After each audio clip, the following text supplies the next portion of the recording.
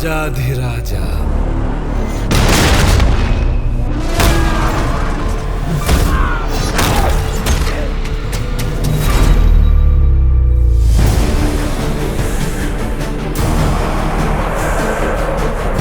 ದೇವಲೋಕ, ಭೂಲೋಕ, ಪಾತಾಳಲೋಕ,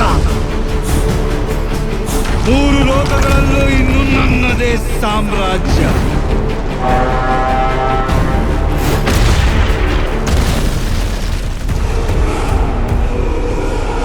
ರಾವಣ ರಾಜ್ಯ.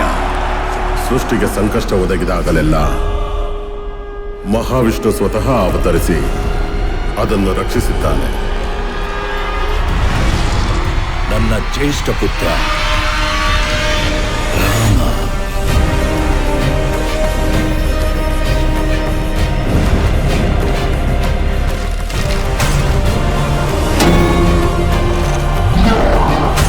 ಲೋಕ ಕಲ್ಯಾಣಕ್ಕಾಗಿ ನನ್ನ ಅಂತ್ಯವೇ ಆದರೂ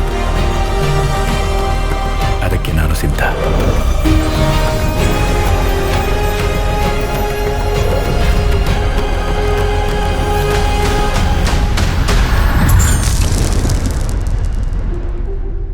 ನಾನು ನಿರ್ಧರಿಸಿ ಆಗಿದೆ. ಒಬ್ಬ ಪುತ್ರನಾಗಿ ನನ್ನ ತಂದೆ ಕೊಟ್ಟ ಮಾತನ್ನು ಪಾಲಿಸುವುದು ನನ್ನ ಕರ್ತವ್ಯ.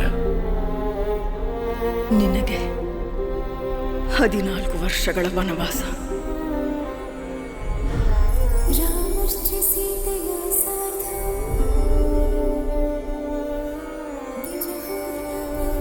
ವಿವಾಹದ ವೇಳೆಯಲ್ಲಿ ನೀವು ನನಗೆ ಕೊಟ್ಟ ಮಾತು ಮರೆತು ಬಿಟ್ಟಿರಾ? ನಮ್ಮಿಬ್ಬರ ವಿಧಿಯೂ ಒಂದೇ. ಆ ವಿಧಿ ಲಿಖಿತ ಏನೇ ಆಗಿರಲಿ ನನಗೆ ಸಮ್ಮತವೇ.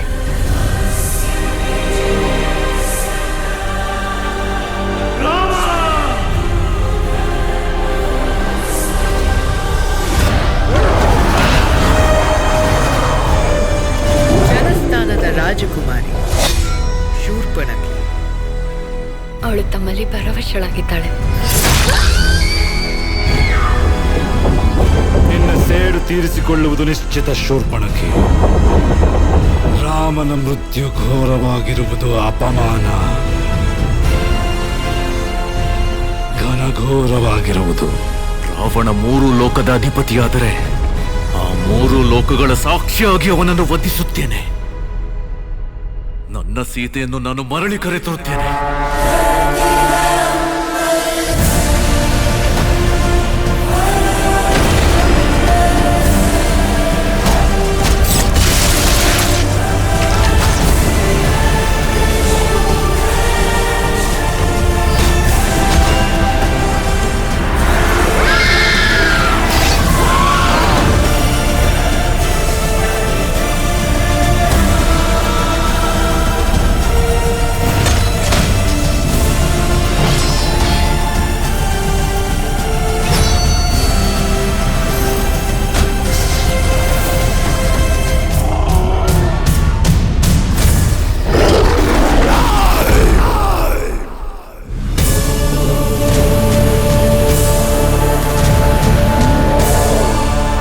ಇದು ರಾಮನ ಯುಗದ ಆರಂಭ.